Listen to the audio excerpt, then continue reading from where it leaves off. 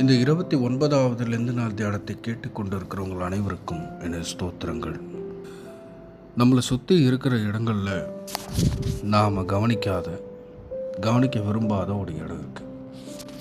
கெட்ட நாற்றம், கெட்டுப்போன உணவு, நம்ம வீட்டில் நாம் பெருக்கி அள்ளி கொட்டின எல்லா குப்பையும் இருக்கிற இடம் குப்பை தொட்டி. வீட்டில் மட்டும் இல்லை, நம்ம வீட்டுக்கு வெளியில் கூட குப்பைகள் நாம் பார்க்க விரும்பாத, கண்டு கொள்ள விரும்பாத ஒரு இடம். ஆனால் அந்த குப்பைகளிலும் வாழுகின்ற மனிதர்கள் இந்த உலகத்தில் இருக்கிறாங்க.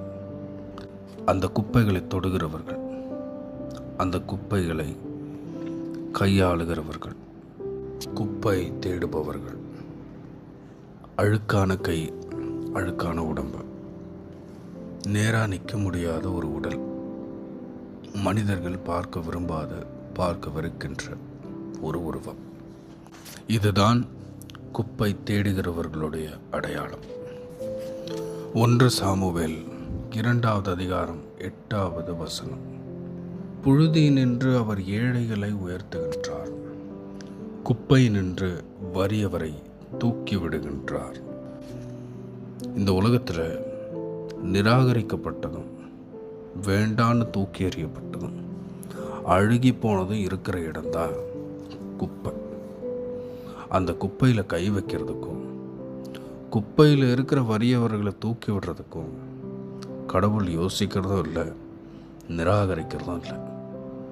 ஆனால் நாம் குப்பையை மட்டும் இல்லை, குப்பை எடுக்கிறவர்களை கூட, குப்பையை கையாளுகிறவர்களை கூட குப்பையாகத்தான் பார்க்கிறோம். இந்த குப்பைகளுக்கு நடுவில் எங்கே நமது கடவுள்? அங்கே குப்பை மண்டலங்களில் கிழிஞ்சு போன செருப்பு போட்டுக்கிட்டு,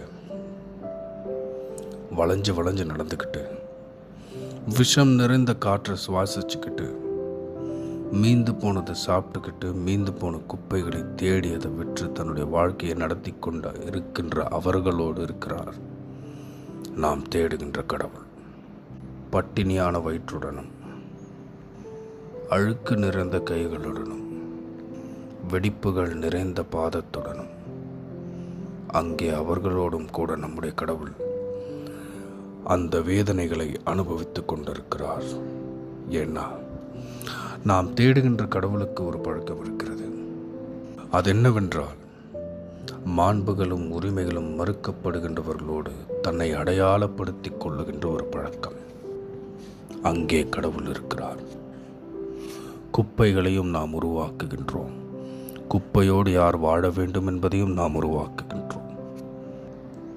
அங்கே குப்பைகளோடு வாழ்பவர்களையும் நம்மை போல் நாம் பார்க்காவிட்டால், அவர்களையும் சக மனிதர்களைப் போல் நாம் ஏற்றுக்கொள்ளாவிட்டால், நம்முடைய கடவுளும் இறுதி வரை அந்த குப்பை மண்டலங்களில் அவர்களோடும் கூட சேர்ந்து துன்பப்படுகிறவராகத்தான் இருக்கப் போகிறார்.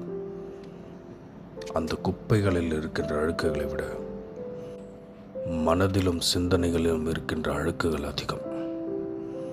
அந்த அழுக்குகளை துடைத்தெறிய கடவுள் நம்மை வழி நடத்துவாராக.